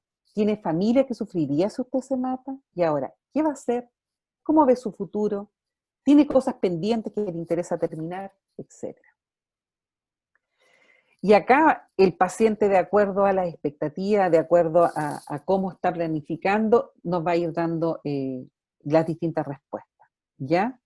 Hay pacientes que ya nos pueden decir que han regalado todas las cosas, que se han despedido, hay otros que se dan cuenta que son tremendamente impulsivos y que les cuesta tratar de mantener estas ganas de no matarse, hay otros que piensan también en los hijos, que ven, que pueden ver futuro, etc. ¿Cuándo entonces usted tiene que derivar sí o sí a una urgencia psiquiátrica? Es cuando haya habido un intento suicida reciente, cuando usted ve que la suicidariedad es de alto riesgo, por todo lo que hemos revisado, cuando hay ideas suicidas en personas con con intensos síntomas de diestrés o estrés y con autocontrol que está muy disminuido, como por ejemplo personas que consumen drogas, que consumen alcohol, cuando tengan una red de apoyo inexistente o muy disfuncional, y cuando hay una necesidad de un contexto institucional, como por ejemplo los niños que están en hogares del CENAME, en los colegios, etc. Entonces, si usted o alguien conoce, se siente desesperanzado y dice nunca va a mejorar nada, ha perdido el interés por el futuro, igual ya luego no va a importar, siente que no vale la pena nada y que usted es un estorbo, no merezco vivir, soy un fracaso, se despide de personas importantes, eres el mejor amigo que he tenido, te voy a echar de menos, habla de pensamientos de muerte, la vida es tan difícil, tengo tantas ganas de terminar con todo, planifica su muerte, lo comunica en las redes sociales, lo escribe en una carta o lo manda un mensaje por WhatsApp, regala sus posesiones más valiosas, que acá no puede ser, no sé, pues discos o artículos electrónicos, etc. Ha tenido una pérdida reciente que para la persona era muy importante, o consume alcohol o drogas con mayor frecuencia de lo que hacía antes, se comporta de una manera diferente, llora o se irrita sin ningún motivo, se aísla de su amigo y de su familia, corre riesgos que ponen en peligro su integridad física, pierde el interés en las actividades que antes realizaba y que le gustaban, come más o come menos, duerme más o duerme menos, preocúpate, o sea, ahí dice, preocúpate y ayúdalo, ¿ya? Entonces, ya vamos terminando, el comportamiento suicida puede predecirse, puede intervenirse, puede revertirse y por lo tanto es prevenible mediante una oportuna intervención conjunta de todos los profesionales, médicos, psicólogos, trabajadores sociales, orientadores, cuidadores, profesores, etc. ¿Ya? Y por último, para terminar, está este enfoque que es para prevenir el suicidio en general y aparece en la misma revisión que yo les mostré antes, y acá nos dice que es importante para prevenir la conducta suicida el que nosotros nos vayamos preocupando de todos los elementos que podemos nosotros utilizar. Es súper importante para la prevención es la evaluación del riesgo y el diagnóstico de la conducta suicida para poder ir reduciendo las tasas de suicidio. Todas las estrategias de prevención que uno tenga con intervenciones que sean universales, nosotros las tenemos que utilizar. Estas intervenciones pueden ser dirigidas a público en general para ir creando la conciencia y ir educando a la población para que vaya reconociendo estas distintas señales y nos permitan de una u otra manera el poder prevenir los suicidios, ¿ya? Generalmente las personas que tienen diagnósticos de salud mental van a tener mayor ideación en general o van a tratar de hacer algunos intentos. Pero si uno logra ir entendiendo cuáles son los factores en que nos tenemos que fijar, cuáles son los factores protectores que tenemos que fortalecer, va a ser mucho más fácil que ayudemos a prevenir esta conducta suicida. Eso. Hay distintos canales de ayuda. También apareció esta guía práctica de salud mental y prevención del suicidio para adultos mayores, que es bastante importante. Y siempre yo les dejo este número que es el Llama Salud Responde, que es el 600-360-7777, donde si usted llama lo van a atender profesionales, funcionan 24/7, generalmente hay psicólogos atendiendo, donde la persona que está con ideación lo van a ir guiando, van a tratar de darle un soporte, una contención, o familiares que llaman para preguntar porque tienen dudas también. Generalmente es súper importante cuando la gente llama, este fono inmediatamente notifica a la Seremi, y la Seremi de salud, en este caso la del Biobío, inmediatamente notifica al servicio de salud donde pertenece esta persona. Lo recibe el servicio de salud, nosotros como mesa de prevención de suicidio, y de ahí la persona de donde pertenezca, si es de un CEFAM o si es de atención secundaria, el referente de prevención de suicidio tiene que contactar a esta persona, la llama por teléfono, tiene que hacer la contención y tiene que tratar de que tenga los controles dentro de los 5 primeros días con los profesionales con que se atendía. Si no se atendía con un profesional de salud mental, tiene que hacerse el ingreso al programa de salud mental, ¿ya? Y esto uno lo tiene que inmediatamente notificar a la misma Seremi. Hay un formulario por internet donde uno tiene que registrar quién es, cómo atendió, qué acciones se tomaron y en los tiempos, ¿ya? Para llevar un mayor control. Entonces, es bastante efectivo en general este canal de ayuda. ¿Mm? Eso. Y eso es lo que les tenía preparado. Lamento mucho realmente haberme caído 2 veces, haberlo hecho como en pausa, y le doy las gracias también. Ahí yo lo escribí en distintos idiomas, ¿ya? Entonces, arigato en japonés, kamsamida en coreano, y is travel to my en mapudungun. Eso. Así que si tienen alguna duda, algo, para que lo vayamos conversando. Sí, de hecho hay varias dudas en el chat. Ya. Ya. Una de las primeras dice, igual hay cosas que se contestarán más adelante, pero creo que igual estaría bien como reforzar algunos conocimientos. Ya. La primera dice, entonces la mejor ayuda inmediata es conversar con la otra persona sobre lo que necesita hablar. En Chile, ¿cuáles son los recursos de ayuda? Ya sea líneas telefónicas de emergencia, mensajería, etcétera. Ya. Como vimos, sí, siempre, lo primero es hablar. O sea, la persona que está con ideación suicida está en un estado emocional muy vulnerable, está muy sensible, siente que no tiene solución su problema. El hecho que usted lo converse y que le pueda mostrar, por último, que hay un otro que sí puede estar al lado y que le puede tratar de acompañar y buscar alguna solución, ya es un respiro. Entonces sí es importante siempre mantener el contacto, conversar de manera directa, preguntar y no mentir. O sea, si usted no tiene tiempo, no le diga que va a tener tiempo. O sea, si usted se compromete, hágalo, acompáñelo. Hoy día, con este COVID, nosotros perfectamente podemos utilizar bastante las redes sociales y mantenernos en contacto por WhatsApp, por videollamada, etcétera. Uno puede puede hacerse presente junto a un otro.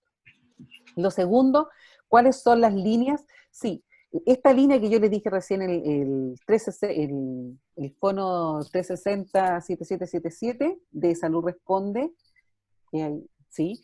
Generalmente funciona el 600-360-7777, funciona súper bien.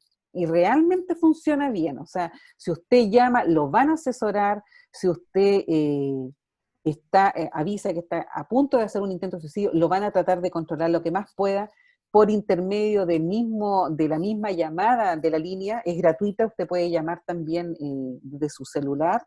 Van a tratar de contactar por el root, porque usted le piden su nombre, le piden su root, van a contactar algún familiar. Cuando usted ya está avisando de que está netamente con una intención suicida, van a tratar de llamar a algún familiar para irlo acompañando, o si no, muchas veces mandan a Carabineros, ¿ya?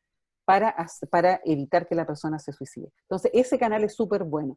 Y también están todo lo que es, si usted está con un amigo, y el amigo usted lo encontró cortándose, o lo encontró semi-inconsciente, usted tiene que llamar, por supuesto, al SAMU, al SAPU, tiene que llevarle urgencia o llamar a Carabineros.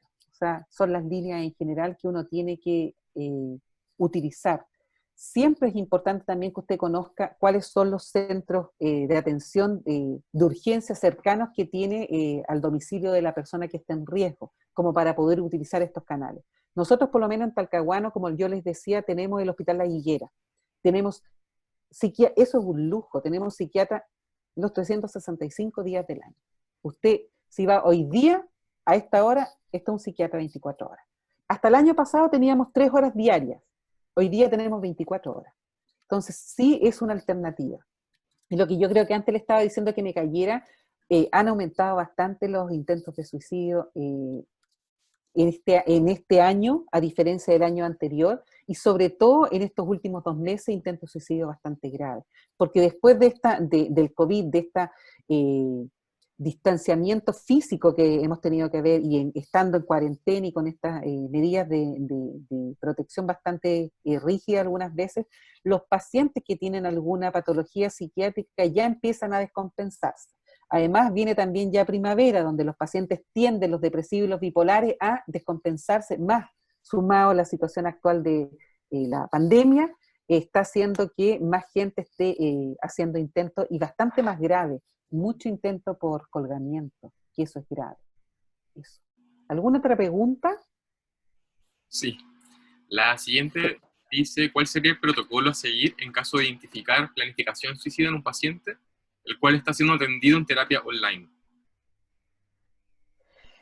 Si está siendo atendido en terapia online, quiere decir particular, y el paciente no tiene, el paciente no es del sistema público, si es sistema privado, ahí, primero, cada vez que, se me olvidó antes de decirlo, nosotros como profesionales estamos obligados siempre a romper el secreto profesional cuando una persona atenta contra su vida o contra terceros. Por ley, nosotros no podemos, si un paciente a nosotros, en la consulta, en este caso online, nos dice que quiere atentar contra su vida, nosotros tenemos que decirle en ese momento que lamentablemente tenemos que romper el secreto de confidencialidad y vamos a tener que contactar a algún familiar de él para que venga, bueno, en este caso acá si es online, vamos a tener que contactar a algún familiar de esa persona para que esa persona sea llevada a urgencia. Tiene que ir, cuando la persona manifiesta, usted tiene que permitirle en decirle que la persona tiene que ser acompañada a urgencia. Usted no puede dejarlo que se vaya. Bueno, si estamos en vivo, usted no lo puede dejar que se vaya. Usted tiene que quedarse hasta que llegue un familiar. Si el familiar no llega, usted mismo tiene que acompañar a ese paciente hasta la urgencia. Y cuando el paciente usted lo deje en la urgencia, quede ingresado, sigue tratando de contactarse con su familia, y cuando algún familiar llega, recién usted se va. No lo puede dejar solo. Ahora, con todo esto de online, la alternativa sería que uno trate de convencer al paciente que es importante el que desista de esta idea, el buscar algún apoyo, si es que hay algún amigo que uno pueda llamar para que este amigo lo acompañe, para que este amigo le dé un soporte, y decirle que tiene que ir a una urgencia en un hospital. Lamentablemente no hay protocolos establecidos para todo lo que son las consultas virtuales todavía. Ya se está estudiando hacer consentimientos informados virtuales.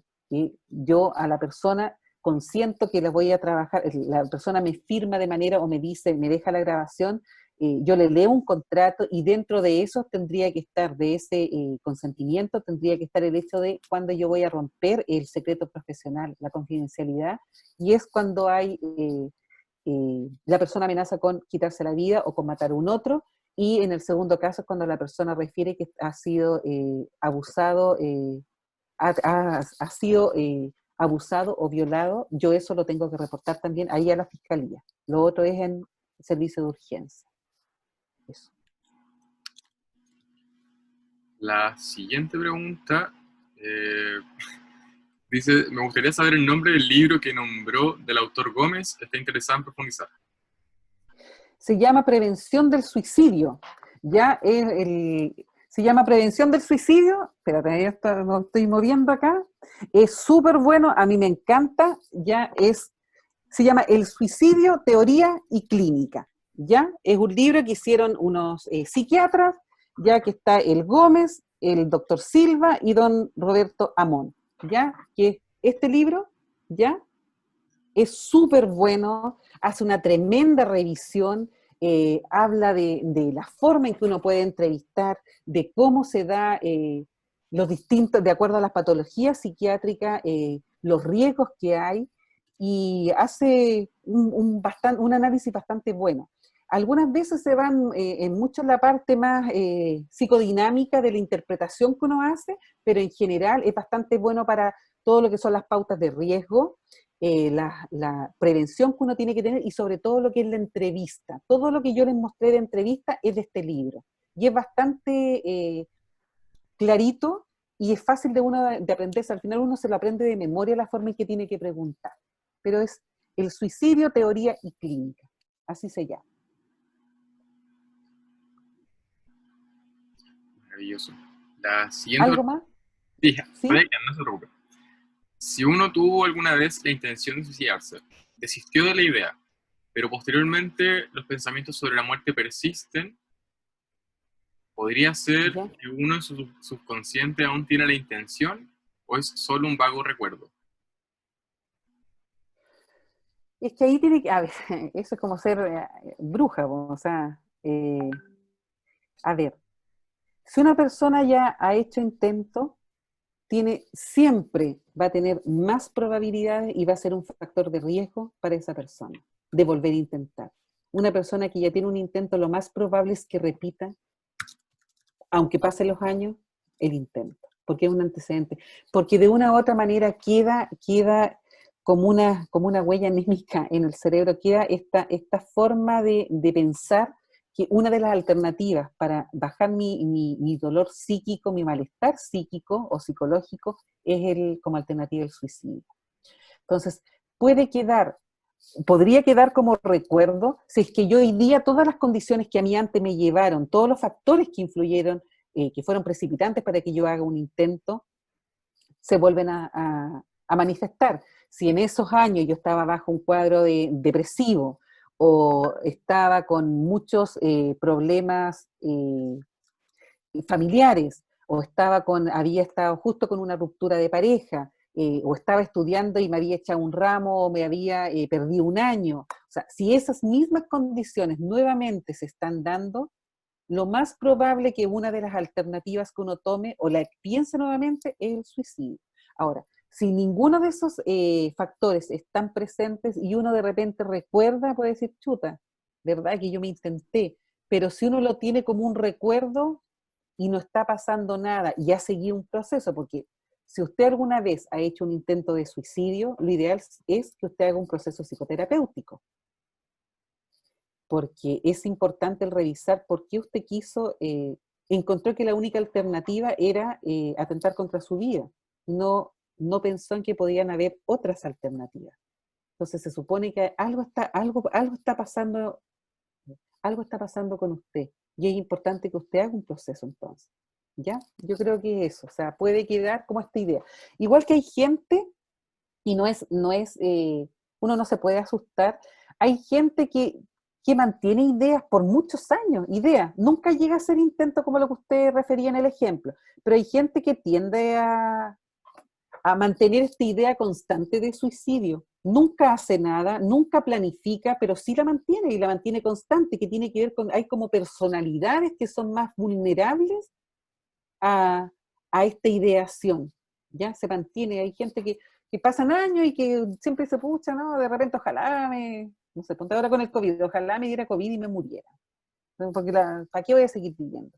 Ojalá vivir hasta los 60 años porque estoy chata ya. Pero no intenta, no va a hacer nada, pero mantiene la idea, ¿ya? Entonces, eso igual hay que revisarlo, porque también algún día esa persona que mantiene esta idea puede tratar de hacer un intento, de manera impulsiva, o cuando esté con alcohol, o cuando le haya pasado un evento muy fuerte en su vida, ya tiene la idea, podría hacer después el plan y el intento. Perfecto. La penúltima pregunta es, ¿por qué tienden a deprimirse más los depresivos en primavera?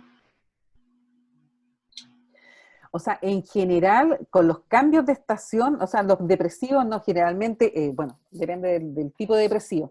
Los que más tienden a descompensarse en esta época son los bipolares, generalmente. ¿Y por qué? Sobre todo los bipolares para el lado de cuando están más en la fase maníaca. porque en esta época que viene en primavera, generalmente la gente empieza a salir más, está mejor el clima, tienen más actividades, no están tan encerrados, o sea, por eso generalmente se descompensan. Y muchas veces también algunos depresivos tienen que ver con la cantidad de luz de sol, ¿ya?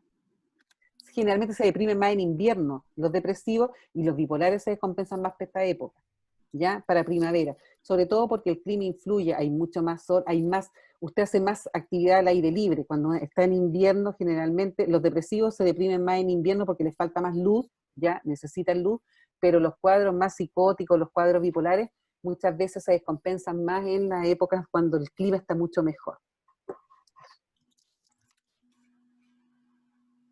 Perfecto. Y ahora la última pregunta, que es un poquito larga, plantea que: hola, muchas gracias por la charla, muy buena. Me interesa mucho la salud mental como posible futura especialidad. Tengo una duda. Tengo una amiga con estrés postraumático que ha tratado de suicidarse por lo menos 2 veces. Actualmente está alejada de eso, pero no ha sido de automutilación. Se corta cuando tiene ataques de ira para calmarlos. Se encuentra bajo psicoterapia con psiquiatra y con psicólogo.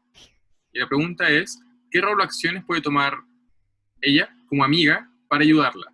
La demoniza aconsejarla y escucharla desde el egoísmo, ya que por más que intente, no cree que sin vivir algo similar pueda realmente empatizar con los sentimientos y pensamientos en esto de estrés postraumático. Eso es lo que hace: escucharla, aconsejarla, demostrarle que no está sola y tratar de mostrarle lo lindo de la vida, pero no sabe si es lo correcto. No ve apoyo como de sus padres. Ya, o sea, es un caso bastante grave el que refieren. Yo creo que lo que está haciendo es súper bueno, o sea, el hecho de acompañar, si muchas veces, a ver, eh, si la persona está con un trastorno por estrés postraumático, quiere decir de que su vida no ha sido fácil, tiene que estar muy marcada desde lo emocional esta persona. Si no tiene apoyo, tiene más riesgo todavía como para mantener una conducta de desesperanza. Si está en tratamiento farmacológico y con psicoterapia, ojalá que esté con la psicoterapia que sea adecuada, eh, con un enfoque que sea adecuado y que sea un enfoque especializado en trastorno por estrés postraumático, un enfoque cognitivo-conductual o este enfoque específico que de movimiento ocular de ojo, que lo hacen algunos, se hace en Santiago y acá en Concepción hay una psiquiatra, que es la doctora Navarrete, Alejandra Navarrete, que ya lo trabaja súper bien el trastorno por estrés postraumático con esta técnica del movimiento ocular. Lo ideal sería que esté, ojalá, con gente especializada en el tema. Y ella, ¿qué es lo que puede hacer? Mantenerse, o sea, acompañarla. Lo más probable es que uno nunca se va a poder imaginar lo que pasa a un otro, ¿ya? Pero la empatía no tiene que ver con ponérmelo, porque yo realmente nunca me voy a poder imaginarlo de un otro ni sentirlo de un otro. Tiene que ver con el hecho de estar con la mente abierta para tratar de sentir lo que el otro siente y de acompañarlo. O sea, lo que su amiga está haciendo es súper bueno y es importante que lo mantenga. Siempre ser un sustento, estar. Muchas veces uno se cansa, si uno tiene una amiga que siempre está como depi, que siempre está repitiendo lo mismo, uno de repente se aburre porque uno de repente también está cansado y no tiene ganas de que le estén llenando la cabeza de más problemas. Pero ahí lo importante es uno mantenerse, es estar presente. Si el otro, y uno sabe que es una persona que puede correr riesgo, si un día a uno la llamo, le mando un WhatsApp, no sé, a las 11 de la noche, uno contestarle, porque siempre puede estar el riesgo. Entonces yo creo que uno tiene que en eso ser generoso con, con el tiempo que uno tiene, y si uno es para uno es importante, el otro es acompañarlo siempre. Y mostrarle estas alternativas de repente, también decirle, pucha, si algún día estás muy angustiada y yo no estoy o no te puedo contestar, mira, está el 600-360-7777, llama al Salud Responde, ahí te van a aconsejar, te van a calmar un poco, o buscar algunas otras alternativas con ellos, o sea, hacer cosas que a la otra persona la puedan hacer que baje el nivel de estrés o toda la sintomatología que puede estar asociada al TEP, que haga clase o que aprenda a hacer una buena respiración, que aprenda a pintar mandala, o cuando se pueda hacer ejercicio. O sea, yo también acompañarla en todo lo que son los cuidados de vida saludable, alimentación, etcétera. O sea, también como para ser un soporte y agregarle a esta amiga factores protectores, porque ella ya tiene factores de riesgo bastante altos. ¿Ya? Entonces, nosotros desde la amistad podemos acompañar y tratar de agregar factores protectores como para que la persona, si es que vuelve a tener esta idea o a querer, pase un poquitito y vea que sí tiene otra alternativa. Eso. Perfecto, le hice muchas gracias igual en el chat.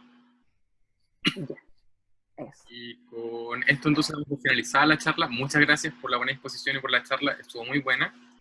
En especial porque igual es un tema que nos aborda mucho, tanto en las medidas curriculares como, bueno, la sociedad en general, así que creo que nunca está de más como poner el tema en la mesa y seguir abordándolo. Estuvo Ya. muy buena y Yo, le agradezco mucho la participación, en serio. que bueno, o sea, es que yo realmente le doy las gracias y le pido disculpas por haberme caído, me vine acá arriba porque acá se supone que estaba mejor mi internet, pero se me cayó igual, pedirle disculpas por eso y saben qué, decirles que los que son de acá de Concepción, bueno, la gente que es de regiones también, en sus servicios de salud están los programas de prevención del suicidio. Por lo menos los que somos de acá, el Servicio de Salud ha sacado varias cápsulas con los mitos, con cómo prevenir, con la celebración en septiembre del Día Mundial de Prevención del Suicidio. O sea, hay bastante información. Están estas guías que yo les mostré que aparecieron en el 2019, donde a usted le dicen qué es lo que tiene que hacer, en qué se tiene que fijar, cuáles son los mitos, cómo uno puede ayudar. O sea, hay bastante información y bastante didáctica también. Aprovechen que están las plataformas web, están estos teléfonos de ayuda. Y siempre a nosotros nos va a tocar, alguna vez a ustedes como clínicos, ver ideación o ver intentos. O cada uno de nosotros tenemos familiares o tenemos amigos que alguna vez han hecho un intento. Entonces, abrámonos y no perdámosles el miedo a acompañar a un otro que tiene ganas de matarse, porque uno le da miedo de repente decir algo y provocarlo o equivocarse y que el otro quizás qué cosa haga. Quítense esos miedos. O sea, si uno lo hace desde el cariño, si uno lo hace desde la amistad, trata de tener la paciencia y no juzga ni critica al otro, lo más probable es que ayudemos a alguien. ¿Ya? Eso. Así que muchas gracias por haberme escuchado y espero que de verdad les haya servido y les haya gustado. ¿Ya? Eso. Muchas gracias. Nos vemos. Chao. Esté muy bien.